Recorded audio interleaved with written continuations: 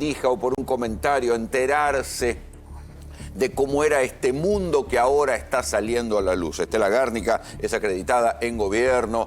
¿Y qué se sabía de esta doble vida de Alberto, Estela? Buenos días, ¿cómo estás, Roló? Bueno, lo que confirma Fabiola en la denuncia judicial por violencia de género eran rumores que escuchábamos todos los días y que veíamos, ¿no? Veíamos cuando nos cerraban las puertas de los pasillos que daban al ingreso al sector presidencial y decimos, bueno, cuando averiguábamos cuál es la agenda hoy del presidente, nos decían, no, reuniones privadas. Hoy nos enteramos, una alta fuente de Olivos, que pasó por distintos gobiernos, no solo, incluso desde la época de Menem, te diría. Una alta fuente me comenta que cuando cerraban la puerta era que pasaban las chicas. Si bien hay algunos registros, por ejemplo el caso de Tamara Pettinato, registro oficial de ingreso, ese día creo que está registrado el ingreso a la Casa Rosada, otras veces ingresaban por la puerta de atrás. Esto que decía, entraba por un baúl.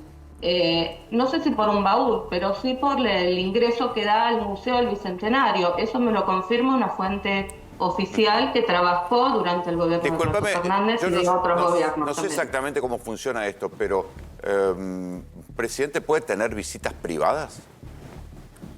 Eso es lo que cuestionamos los periodistas, ¿no? En la Quinta de Olivos tal vez sí, porque bueno, es donde viven los presidentes. Pero al despacho presidencial es toda agenda oficial. Privado, en el sentido de que no se puede dar a conocer porque tiene que ver con un secreto de Estado, con una política determinada. Bueno, eso puede ser aceptable, pero privado de tener encuentros sexuales o amorosos, como en este caso, que quedó registrado en un video por el propio expresidente.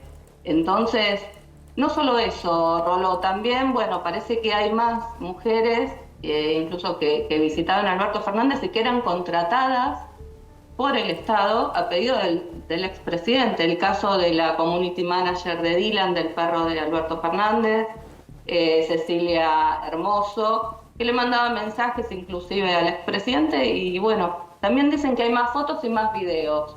Fabiola o la justicia los tiene guardadas y esperamos que en cualquier momento surjan más novedades. Claro. Otro dato que ¿se todos sabe, los periodistas que hacemos guardia diariamente en el patio de Palmeras o que recorremos todos los sectores de la Casa Rosada, solo podemos ingresar al sector presidencial con permiso especial. En caso de que tengas que hacer una entrevista a algún funcionario, al jefe de gabinete, bueno, a los presidentes difícilmente entramos al despacho. Muy difícil.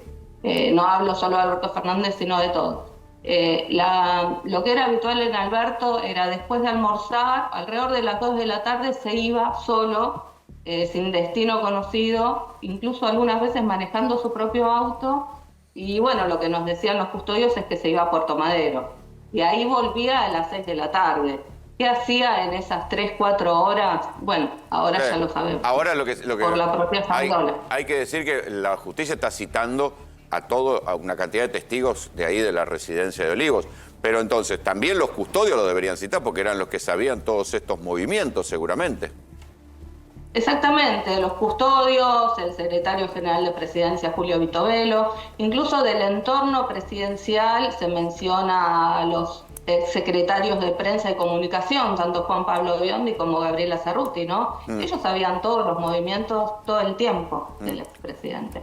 Y si hay algo que sabe más y que era el bálsamo, digamos, en esta relación, lo que me comentan es que cuando se generaban estas peleas, intervenía personalmente, es el intendente, el que era intendente de la residencia de Olivos, Daniel Gutiérrez. Él incluso participó de algunas peleas y los llegó a separar. Sí. Hoy trascendió que Cristina le habría avisado a Alberto Fernández de esta cuestión de llevar mujeres, del descontrol de su vida privada. Ahora, Melissa, hubo una desmentida en la práctica. Sí, la encargada de desmentirlo fue Juliana Di Tulio, la senadora, que es muy cercana, por supuesto, a Cristina Fernández de Kirchner, y ella desmintió, dijo que la ex vicepresidenta no da recomendaciones, no habla de la vida privada, sino que, bueno... Sin embargo, está la famosa frase elíptica cuando Cristina dijo, yo puedo mostrar mi teléfono, ¿no? Exactamente, bueno, eso fue en un acto que ella dijo, sí, justamente lo que decís vos, Rolando, que ella podía mostrar sin problemas lo que tenía en su teléfono celular. Y Juliana Di Tulio sí dijo que la expresidenta les recomienda a los políticos distintas series de televisión y documentales. Y en ese sentido compartió esta etapa del medio que daba este textual, ¿no? Que decía que Alberto tenía que dejar de joder con las minas, que tenía Casa Rosada.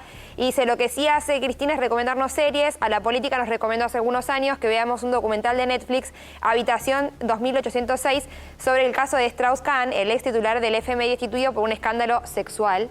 La tendría que haber visto, dice Juliana Di Tulio, y Cristina Fernández de Kirchner retuiteó este mensaje. Entonces, bueno, entendemos que también tenía el visto bueno para decirlo, ¿no? Pero esta es la mirada que hay desde el lado de lo que sucedía en Casa de Gobierno. La otra mirada es qué pasaba del lado de los que querían entrar a Casa de Gobierno o los que tenían relaciones, ya fueran periodistas, artistas, y para eso lo tengo en otra de las pantallas a Luis Ventura. Luis, buen día, ¿cómo te va?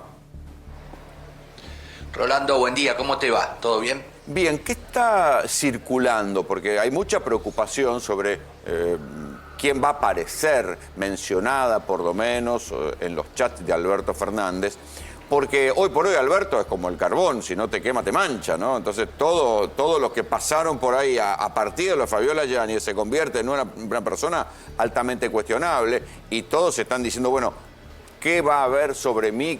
¿Quiénes tenían contactos más allá de la vida política con Alberto Fernández? ¿Qué se sabe por otro lado? Mira, acá tenés, digamos, dos caminos, ¿no? Por un lado, el camino judicial, que debería ser el único camino válido, y tenés el camino farandulizado. Muchas veces para quitarle rigor a la cuestión judicial, farandulizar los temas, los frivoliza de una manera que terminamos perdiendo justamente de nuestro horizonte cuáles son los verdaderos títulos de esta historia, y que ligan a la presidencia con violencia de género, que justamente fue uno de los estandartes que tuvo el gobierno de Alberto Fernández, luchando justamente para proteger a la mujer, para dejar de alarmarnos con las estadísticas de femicidios y golpizas, un poco también a caballo de lo que era la proclama de aquella campaña, quédate en casa, ¿no? Para cuidar tu salud, la de tu familia. Mirta Legrand, que tenía que ir a velar a su hermano fallecido, a Josecito, no podía ir justamente porque estábamos en pandemia. A vos te decía que no podías ir a trabajar, al otro le decía no puede estar en horarios inhabituales afuera de lo que es su hogar. Y en definitiva, toda esa proclama que se hacía terminaba siendo, digamos, una fantochada, porque después hacían todo lo que te decían a vos que no tenías que hacer. Entonces la gente en algún lugar se siente vulnerada, burlada y también engañada. Eso por un lado. Por el otro, va a haber un desfile incesante de nombres famosos, algunos de los cuales fueron simplemente para tener un contacto con algún lugar del poder, para ver de qué manera reactivábamos la actividad en las salas teatrales que estaban despobladas, que estaban cerradas. Otros fueron a ver de qué manera se acercaban, digamos, al gobernante de turno para ver qué ventaja se podía llegar a sacar. Y cada uno hizo la suya. En el medio un montón de cosas.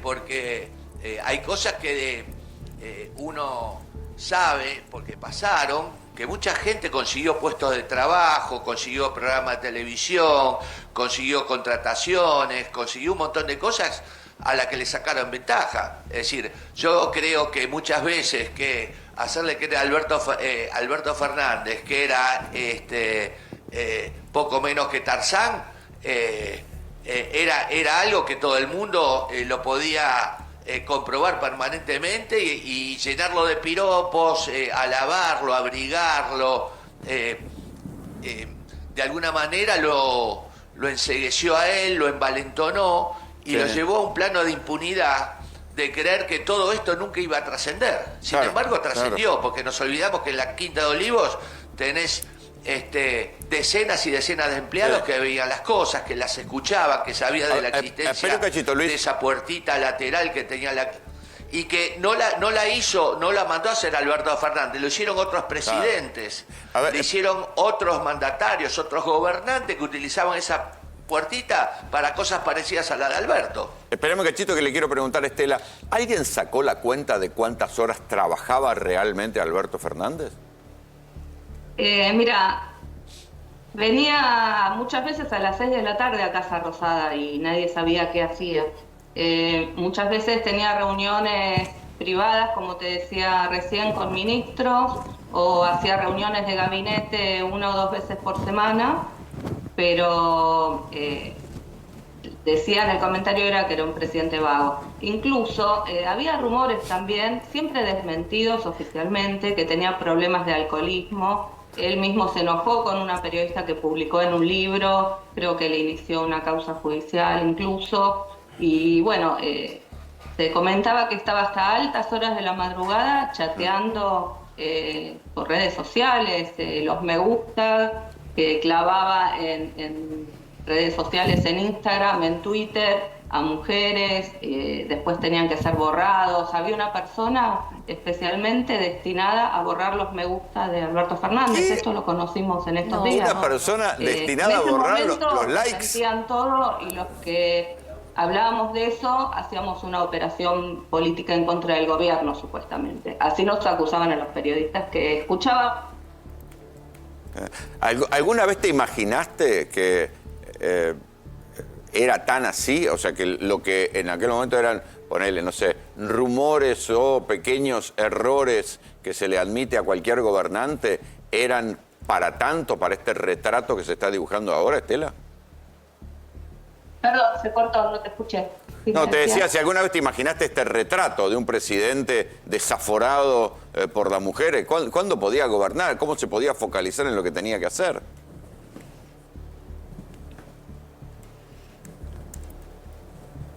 Bueno, ahí tenemos un problema con el audio de Estela Gárnica. Un desmegusteador, no lo conocí nunca Claro. como oficio.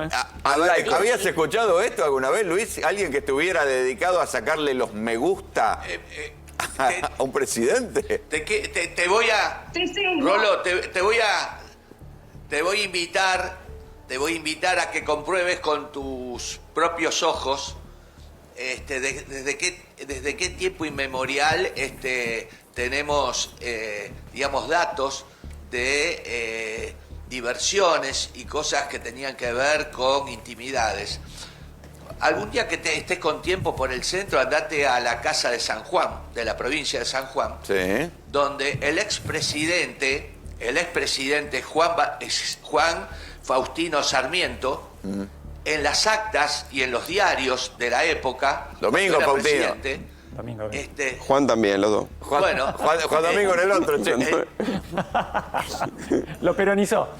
Perdón, Pero ni sos también. perdón, porque tengo un sonido ambiente y una cosa que me tranqui. distrae. Pero yo me pasé una tarde y me sentaba en el sillón frente a una planta de vid que la tengo ahí en un parque muy lindo, y cuando me puse a leer el libro del día a día de Sarmiento, descubro que Sarmiento asentaba en sus actas el dinero que pagaba por las prostitutas que utilizaba cuando salía o venían a los lugares donde estaba el presidente de la nación. De aquella época ya teníamos referencias de que este tipo de cosas ya pasaban.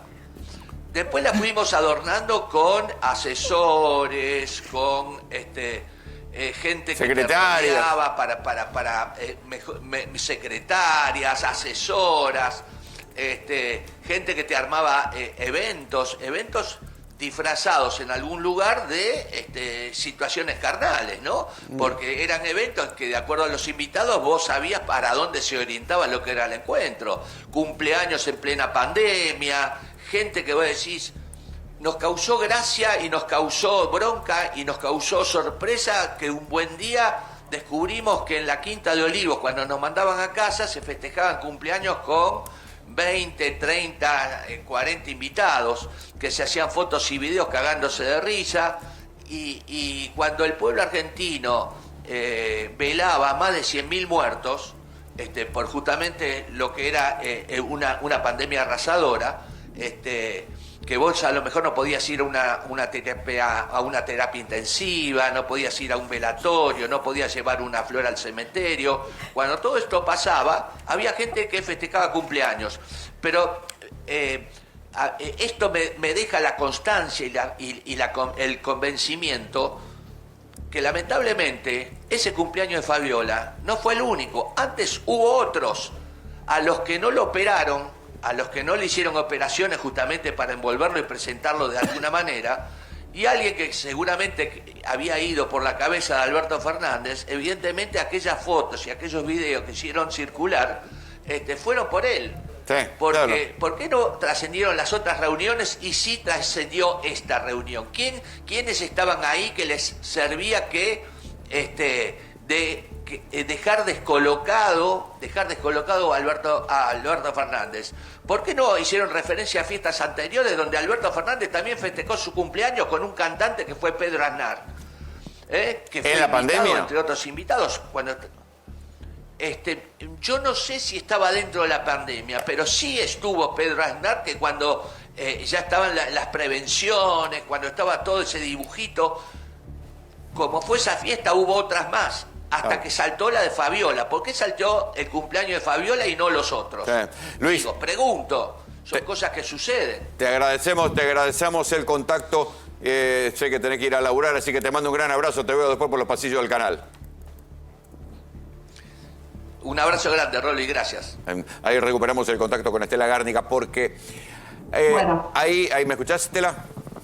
Sí, te escucho. Se Sí. corta un poquito, pero te escucho. Bien. Cuando estábamos en la cosa había una persona especial que le sacaba los likes que ponía Alberto Fernández en redes sociales a señoritas. Así es, sí, de la Secretaría de Comunicación que manejaba Juan Pablo Biondi en ese momento, ahora trascendió, ¿no?, que había una persona que le sacaba los clics, los me gusta. En ese momento ya lo hablábamos con la gente de comunicación y ellos reconocían, sí, estuvo tuiteando hasta la madrugada, estamos Sí. controlándole el teléfono.